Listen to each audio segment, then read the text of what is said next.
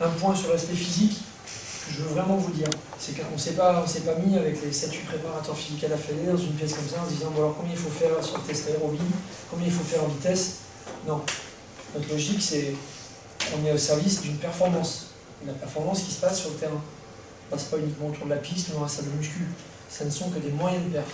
Donc nos logiques c'était de dire nos barèmes, bien sûr qu'on a une expertise, bien sûr qu'on a un savoir, qu'on a pu glaner des infos sur les différentes les nations, les autres nations, les étrangers, que font nos adversaires à leur poste, mais surtout qu'est-ce qu'attendent nos entraîneurs.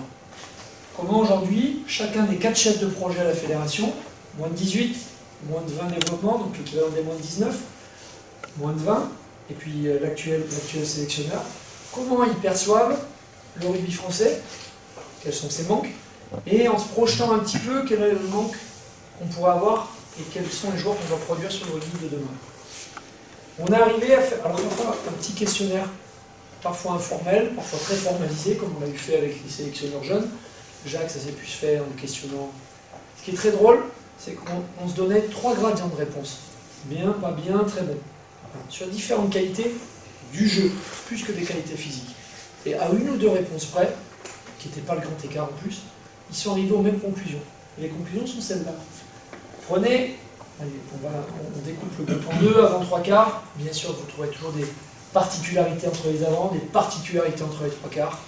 Ça, il n'y a pas de problème.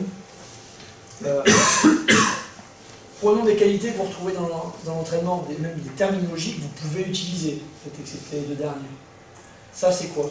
C'est je bouge beaucoup sur le terrain, j'ai une capacité à enchaîner les tâches, l'enchaînement de tâches, je me déplace, même quand je ne suis pas concerné par l'action. Ma disponibilité dans le jeu, ma motricité, ma capacité à jouer des duels, à appui haut, mais aussi des appuis bas, être dissocié, coordonné. On retrouve dans le jeu au contact, vous en avez parlé un peu tout à l'heure. Qualité d'explosivité, vitesse, quelqu'un a cité, texto. Les qualités un peu plus liées à la force. Donc on va retrouver une prégnance sur le combat, mais on va aussi trouver sur la force du bas un lien avec l'explosivité et la vitesse. Voilà leur réponse. Comment vous jugez nos joueurs? Voilà les conclusions. Avant, 3 quarts. Globalement, aujourd'hui, des 3 quarts qui bougent bien. Qui bougent bien, même quand parfois vous descendez votre regard, vous voyez les mecs sur leur placement, ça se replace même vite, c'est plutôt dynamique, ça bouge. Chez les avants, on souffre. Je parle du niveau international. On souffre. Si cette année on est champion du monde sur les moins de 20, je vous assure, on a mis l'accent toute la saison avec les clubs, parce que la préparation à la Coupe du Monde c'était 11 jours, le tournoi à destination, c'était l'objectif tournoi à destination, on a eu un stage à Doha au Qatar au mois de décembre, janvier, c'était un nouveau 10 jours, on n'a rien pour développer, si on ne fait pas en partenariat avec les clubs, par contre si on ne les sensibilise pas là-dessus, on se tue. Parce que notre constat c'est ça. Création de la Coupe du Monde 2000, moins de 20 en 2008, on était champion du monde une fois en moins de 21, 10 ans. Bon, c'est super, très content de celui-ci, mais si vous regardez bien qui gagne, qui est en finale, déjà que les vainqueurs, ça se tourne autour de 3 nations. L'Afrique du Sud a fait un exploit comme nous. Ce qui manque au rugby français, c'est la constance, c'est la régularité. En bon français, en bon latin, on gagne un match, et certains on s'effondre mentalement le coup d'après. C'est peut-être les messages qu'on envoie aux arbitres. Sur la forme d'autosatisfaction, suffisance, vous expliquez ce que vous voulez. Mais regardez les drapeaux qui ressortent, ils sont toujours les mêmes. Et regardez que les deux là, parce que finalement on regarde que ceux-là. Hein. On retient souvent que celui qui gagne. Très bon celui qui aurait pu me citer des finalistes au Coupe du Monde. On retient que ceux qui gagnent. Mais globalement, sur les finalistes, il y a une constance, il y a une régularité. Et quand on regardait ceux qui gagnaient, systématiquement chez les jeunes, c'était des équipes, je vous reviens donc du coup du diaporama, du 5 de devant, notamment, particulièrement du 5 de devant, des joueurs qui bougent plus, des joueurs qui bossent, ça bosse, travail de sape, ça s'arrête pas, ça s'arrête jamais. Entre les tâches, ça se déplace et ça se déplace en courant. Voilà, d'avoir une deuxième ligne, vous les connaissez peut-être, Kylian Gerassi, qui est de ton club, un Rochelet, Lavaux. C'est pas des deuxièmes lignes massifs. Les deuxièmes lignes ont joué quasiment avec 5 troisième lignes sur le terrain. Les coureurs, parce qu'il y avait besoin de cette notion-là. Pour répondre à un objectif de capacité de déplacement. Donc on s'est dit demain, quel va être le rugby à court terme et dans un avenir proche. On a des avants qui ne se déplacent pas assez. Donc nos barèmes, qu'est-ce qu'on a fait? Plus ambitieux. Plus ambitieux que ce que nous on aurait mis. Hein. Je peux vous assurer. On a rehaussé les barèmes. C'est pas nous. Hein. Franchement, pour certains, je reviens à ça là. Je peux vous assurer que ça, c'est solide. Hein.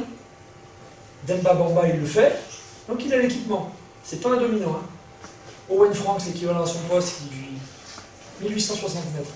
Alors, on vient de dire c'est un mec. Mais malheureusement, c'est le mec contre qui on joue et contre qui on perd. Contre qui on doit matcher. Donc notre notion, c'est pas prendre qu'un seul mec, c'est pas écraser les notions de profil, c'est se dire, là, il faut être exigeant. Il faut être exigeant. Là, aujourd'hui, il y a peut-être un avenir proche. En 2015, on jouait peut-être avec des piliers qui étaient à 1002. Voilà. Après une bonne prépa, ben, c'est plus suffisant. C'est plus suffisant. Il faut qu'ils arrivent avec 1003 pour que dans le cadre d'une prépa spécifique, on les fasse monter à 1560, qu'on les gonfle à l'hélium, mais qu'on rentre sur ces minimales. Donc la logique, encore une fois, je vous le redis, ça c'est fait à la motivation des entraîneurs, selon ce constat-là. Deuxième constat, motricité, capacité à jouer des duels, comme on a des mecs coordonnés, dissociés. Là, on pâtit beaucoup du rugby, d'une éducation motrice défaillante. Un sport scolaire qui est pour moi qui est manquant. Je donne l'exemple à Milan, quand j'entends la maîtresse d'école qui dit à mon fils, pendant les séances notamment de motricité de PS, ah, ne courez pas trop parce qu'après vous allez avoir chaud, vous allez être malade. Bon, aujourd'hui on n'a plus cette éducation motrice, on la perd. Donc, à nous de mettre l'accent dessus. Il y a du travail qui a été fait, les pôles espoirs, les 10 pôles espoirs. Ça, je ne voulais pas dire en introduction. Avant, il y avait 10 pôles espoirs. Aujourd'hui, on est passé à 20 académies. L'an prochain, on sera 24 académies. Donc, on augmente le maillage sur le territoire. Avait beaucoup bossé là-dessus. Je pense que 3 ans en arrière, je vous aurais peut-être mis du rouge, notamment chez les 3 quarts, un orange chez les avants. Ça a bossé. Aujourd'hui, c'est pas suffisant. C'est pas suffisant, notamment sur un aspect par rapport au niveau. Capable de jouer des duels avec une vitesse initiale. On a beaucoup de mecs qui jouent des duels, qui ne vont pas simplement aller s'encloster dans les mecs en face, qui viennent attaquer les intervalles, qui viennent attaquer les épaules faibles, mais on n'a pas assez de mecs qui le font avec de la vitesse. Capable de le faire avec une plus grande vitesse, c'est créer une plus grande incertitude chez l'adversaire. Aujourd'hui, le facteur clé de tout ça, c'est la vitesse. Vitesse de replacement, vitesse d'exécution, vitesse dans l'exécution des duels, c'est le mot vitesse. Tout ce qui fait la vitesse, quand vous êtes pris sur la vitesse, vous êtes mort. Donc la motricité, axe de travail quand même à conserver. Explo vitesse, chez les avants, c'est pas trop mal. Ça, c'est pas bon. C'est pas bon. Je vous dis, il y en a deux qui étaient spécialistes au poste ici dans la pièce. Je vais vous donner un chiffre. Aujourd'hui, il n'y a plus un Navy international qui, au GPS, en achetant d'avoir ces données-là, n'aille pas casser 35 km/h. Donc, comment voulez-vous jouer aux ailes avec des ailiers qui ne le font pas? Comment voulez-vous jouer aux ailes avec des ailiers qui atteignent 35 km/h ou 40-50 mètres? Aujourd'hui, il faut avoir cette encore un peu double tâche, gros pouvoir d'accélération, atteindre des vitesses max élevées à ce poste-là, sur un laps de temps très court. Donc, et ça, aujourd'hui, on les cherche. Ce qui explique aussi, par exemple, un repositionnement comme Damien Penaud à l'aile. Joueur très rapide, très très rapide. Il y va. Et parce qu'on est un peu en manque de ça. Donc c'est en accord avec son club, il se trouve qu'à son poste, il y a du monde à son club.